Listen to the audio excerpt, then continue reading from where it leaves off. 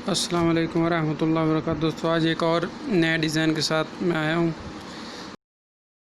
सबसे कर दें, उसके बाद ये मुरब्बे की शेप ले लें और इसको थोड़ा सा चौड़ा कर लें। उसके बाद इसकी एक कॉपी ले लें और कॉपी को फ़िलहाल साइड पे रख लें। और ये जो कलर है ऊपर वाले स्क्वायर का, इसका आपने ब्लैक रखना है। उसके बाद ये ग्रिड को ऑन कर लें, यू वाला बटन दबा दें और इसको यहाँ पर रख के इसको थोड़ा सा छोटा कर दें और दरमियान में सेट कर दें।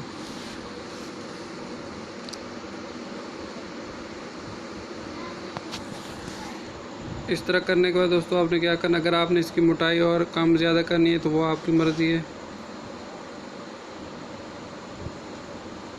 इसके बाद आप इसको मर्ज कर दें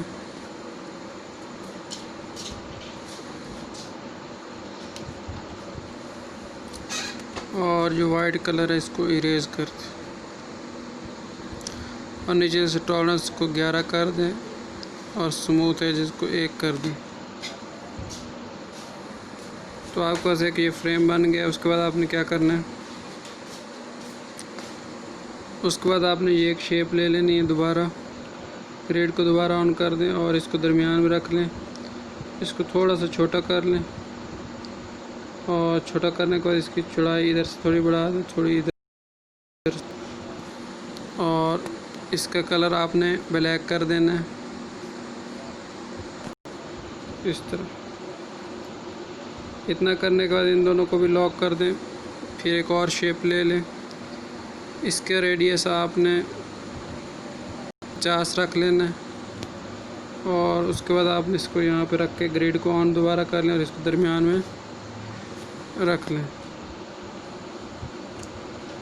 इस तरह करने के बाद आपने ये जो आपको शेप है जो दरमियान में रखी है, इसकी क्या करें, ओपेसिटी आप इसकी ओपेसिटी को नहीं छेड़ना। इसका स्ट्रोक आप कर दें 10 और नीचे उसका कलर आप रख दें लाल।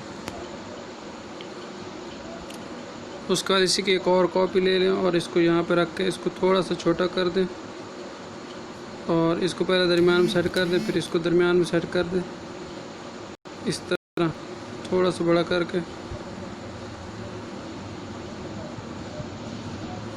और इसका कलर आपने रख देना नीला।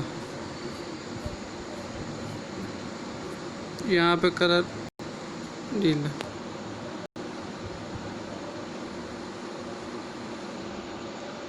उसके बाद इन सबको आपने लॉक कर देना।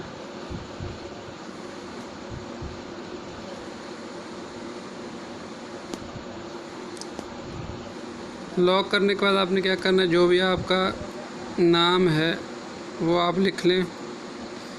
मैं अपना नाम लिख लेता हूँ।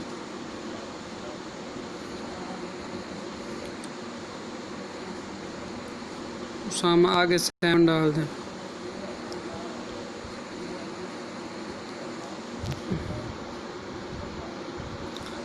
आगे 7 लिख दें, क्योंकि मैंने जो फ़ॉन्ट लगाना है क्रिंक्स वाला, इसका कलर भी तब्दील कर देते हैं। फ़ॉन्ट क्रिंक्स वाला लगाना है, KRINKES। ये आप डाउनलोड कर सकते हैं। इसको यहाँ पे रख दें और थोड़ा सा इस तरफ बड़ा कर दें।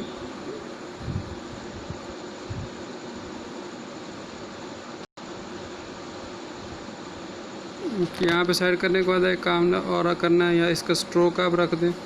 स्ट्रोक आपने कौन सा रखना है, वाइट रखना है और इसको 6 पे रख दें।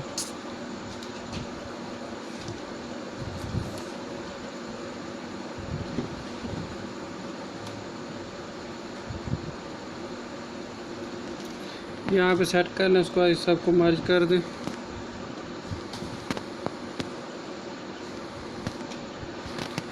मर्ज करने के बाद आपने क्या करना है, आप ये जो बैकग्राउंड इरेज कलर है इससे इरेज कर दें।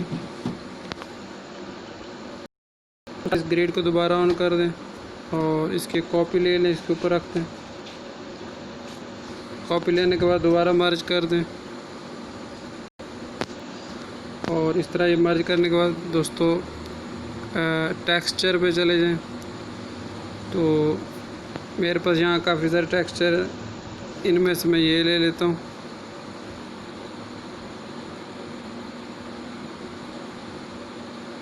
या अगर ये नहीं है आपको पसंद तो ये वाला टेक्सचर है।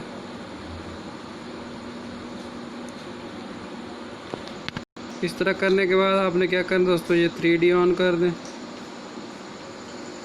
और 3D को ऑन करने के बाद इसको नीचे पे रख दें और इसका अच्छा सा बैकग्राउंड भी रख देते हैं फ्रॉम गैलरी से।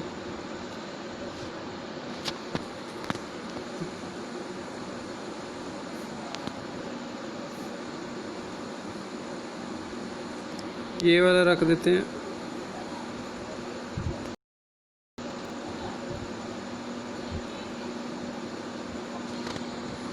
और इसके बाद इसका शेडो ऑन कर देते हैं।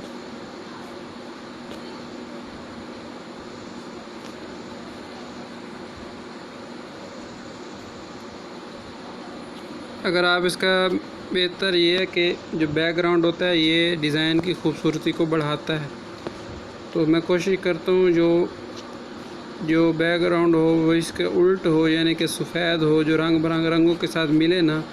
अगर वो रंगों के साथ मिल जाएगा तो उसका ये नुकसान होगा कि खूबसूरती नज़र नहीं आएगी।